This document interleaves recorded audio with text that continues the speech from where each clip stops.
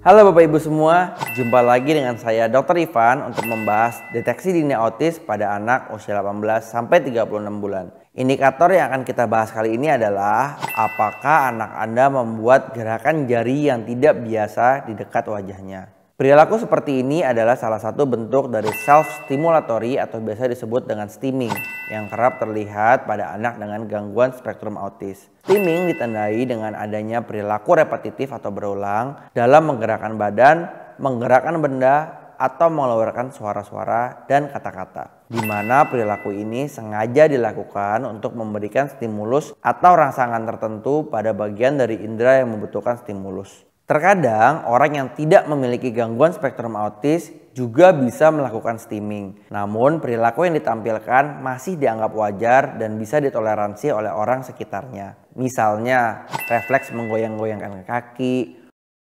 memainkan jari jika sedang cemas, menggigit bibir jika sedang khawatir, dan lain sebagainya. Perbedaannya pada anak dengan gangguan spektrum autis sering melakukan perilaku tersebut dan terlihat tidak wajar. Salah satunya adalah dengan membuat gerakan jari yang tidak biasa di dekat wajahnya secara berulang. Anak bisa saja melakukan stimming tanpa henti walaupun sudah diminta berhenti. Biasanya anak juga bisa melakukannya dalam situasi apapun tanpa menghiraukan tanggapan orang lain atas perilaku itu. Stimming pada anak dengan gangguan spektrum autis bisa disebabkan oleh beberapa hal. Pada anak dengan gangguan spektrum autis yang mengalami gangguan hipersensori, mereka bisa cemas atau tidak nyaman ketika merasa informasi sensori yang diterima sudah terlalu banyak. Jika hal itu terjadi, salah satu bentuk regulasi diri yang dilakukan adalah dengan melakukan stimming supaya anak bisa fokus untuk merasakan sensasi yang dihasilkan dari kegiatan tersebut. Selain itu, stimming juga dianggap bisa membantu menghasilkan senyawa kimia dari dalam otak yang bisa menghasilkan sensasi menenangkan ketika melakukannya. Stimming juga kerap dilakukan pada anak dengan gangguan spektrum autis yang mengalami gangguan hiposensori. Biasanya karena merasa kurang mendapatkan stimulus yang cukup sehingga membuat anak melakukan stimming untuk memenuhi kebutuhan masing-masing inderanya tersebut. Misalnya,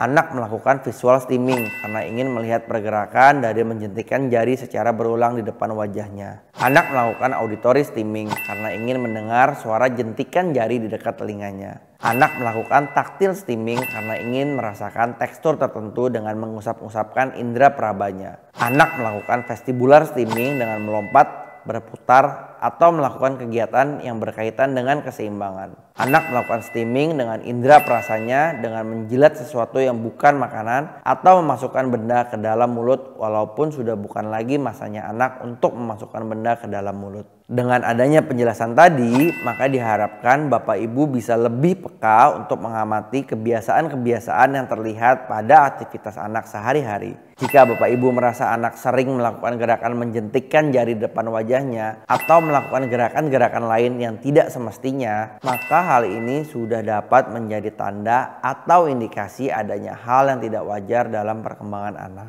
Ada baiknya Bapak Ibu segera berkonsultasi dengan ahlinya supaya buah hati Anda bisa mendapat penanganan yang diperlukan secepatnya. Itu saja untuk pembahasan deteksi dini autis pada anak kali ini. Kita bertemu lagi pada video-video berikutnya.